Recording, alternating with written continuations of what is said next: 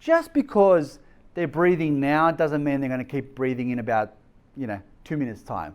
So every now and again, you're going to get everybody a minute or so, look, listen, feel. Yep, they're still breathing, fantastic. When they stop breathing or they're not breathing, that's when we need to turn them on their side. So we've done A, we've checked for B, they're not breathing. What's the next letter? C, CPR. So CPR is what's called cardiopulmonary resuscitation. Yeah? So cardio meaning the heart, pulmonary meaning the lungs. So we're going to try and keep the heart and the lungs moving, pressing, blowing, those aspects, okay? Where do you put your hand when you're going to place to do CPR? The middle of the sternum, lower Parts of it, yeah. The one that I like to look for is middle finger, armpit, follow that across to the center. Yeah? So what does that do? Finds your right location.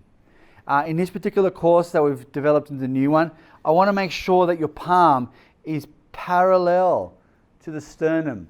Any twisting is not going to give us the right aspects. There will be crunching and moving, and there will be a lot of things happening when we do press on that. What you want to also remember is we're going to lock the arm, no bendy elbows. Yeah? I want to lock the elbows. It's really important. Lastly, I want to make sure that where my palm is, my shoulder is in line with that, because I want a downwards force. Yeah? So locked arms, downwards force. How deep do you want to go? Only 1/3. 2/3 you'll be compressing their spinal cord. Yeah. So 1/3 the distance. So what is the distance for a big person? How many centimeters? No, wrong answer. No centimeters. It's still 1/3. Depending on how big they are. So the bigger they are, the more you're compressing. Yes? Yep. The smaller they are, the smaller you're doing. Exactly. It's always 1/3 the distance. It never changes. How many compressions? How many breaths?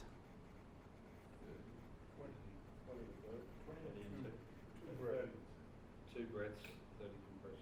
That's it. There we go. You get 30 compressions, 2 breaths, or 2 breaths and 30 compressions. Pretty much the same. Tomato, tomato. Now, we start with compressions, yes? Surf Life Saving for many years started with breaths. That was their thing. They're an aquatic rescue. They've now gone to the Australian Resuscitation Council's guidelines and followed with compressions first. If you push on someone's chest, you'll probably get some water coming out anyway. All right, so you're going to find the center of the chest. You're going to do 30 compressions, 1/3 the distance down. At what rhythm? About 100 to 120 compressions per minute, yeah? So it's a pretty good rhythm. So if you're using these ones, you'll have 2 green lights on the chest. Yeah, a yellow light showing you going too quick, a red light you're not going deep enough or too slow. Okay, the red mannequins won't, but we'll share the mannequins around a little bit so you can get the right rhythm. I want you to get the right feel. It is much deeper than you think.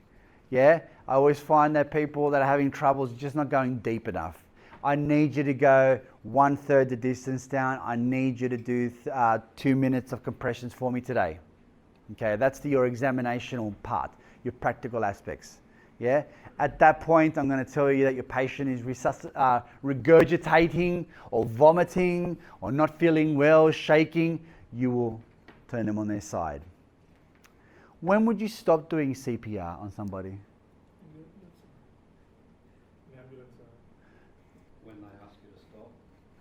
When the person says, please get off my chest? No, the ambulance will wait. When the ambulance ask you to stop. It was fine like that. It's a good joke. I got the laughs. It was done. So when the person tells you to get off their chest, or pretty much they start coming back to life in some manner, yeah, that's a very good time to stop. Second would be when professional help takes over. Not just arrives, because arriving is they're walking up there, oh, fantastic, I can stop. Yeah, I'm done with this. I've done it for 2 minutes. The call-out rates in New South Wales are about 20 minutes. So think about that when you're doing your 2 minutes. You're going to be doing this for about 20 minutes, really. So compressions are being done. They're going to turn up. When they rock in the room, they've got a couple of things to do. First thing they do is look around and look for danger. they it's, once again, it's a pretty sketchy place around here. So you never know which sort of people are around. All right, no, you look all right, yeah, good. No danger. They will open their bags. They will have all the good drugs. They will have all the good oxygen. They will have all the stuff that's necessary for this person. If they look at you and go, what's your name? Stephen, you're doing a really good job. Keep going. Why? Because they don't want to sweat. They do this a lot every day. They don't want to do it. They got to deal with other things. They got to deal with domestics and all that kind of jazzy stuff. If you're doing a really good job, you'll continue doing it. Yes, they will put oxygen and they'll start the other aspects, and then maybe even get a defib for you if you haven't started already. Okay. The other one would be if you physically can't do it anymore. So first, person regains consciousness. Professional help takes over. You physically can't do it anymore. Yeah, you've been doing it for way long. We do that so you don't feel bad, really, because eventually, like I said, 5% success rate when you're working on doing CPR, using a defib, 60 to 70% success rate. Yeah, so with the CPR, you're going to fail more than you're going to win. Yeah, and we let you know that because what you do is important. Any sort of steps that you can do for this person is going to be important, because if you do nothing, there's going to be issues.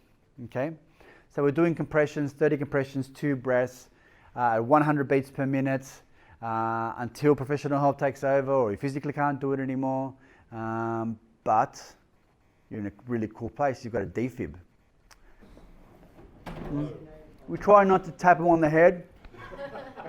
I don't know about you, but I hate people when they tap me on the head. Shoulders are always nice. The arm too. Just say, hey buddy, you awake? Yeah, you good? Because they might say, get away from me. I did. He doesn't have a shoulder. Hands. All right. You get no response. What are you going to do next? Look, listen, feel. No.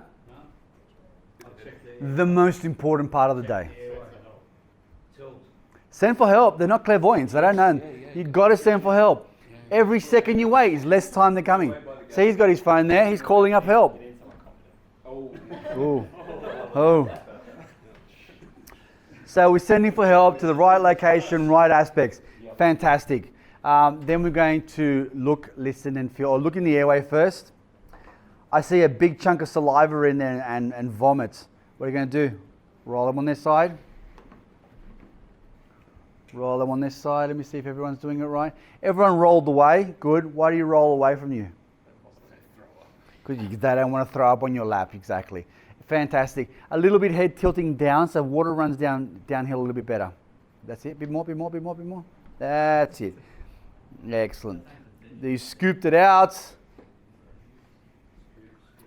All right. Roll them back. Look, listen and feel again because his airway is clear.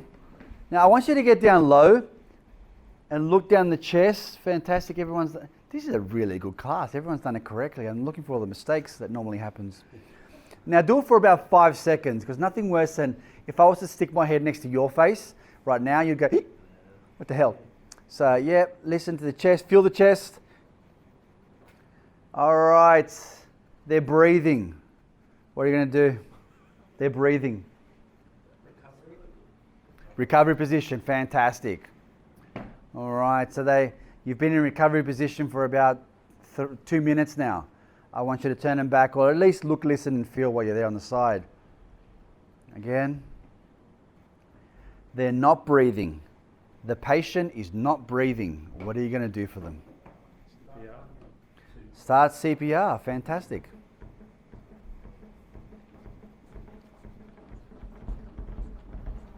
Couple of things. See your hand? Yeah? Look where it is. You're on the nipple. So, there, yeah, that better. Locked arms, lock your arms straight. Does it matter which side you do it? No. Well, you're not going to turn someone that quickly. I always have the best exit. If I have to run out of there, I'm going to make sure my exit is clear. If there's a fire in front of me, I want to see it.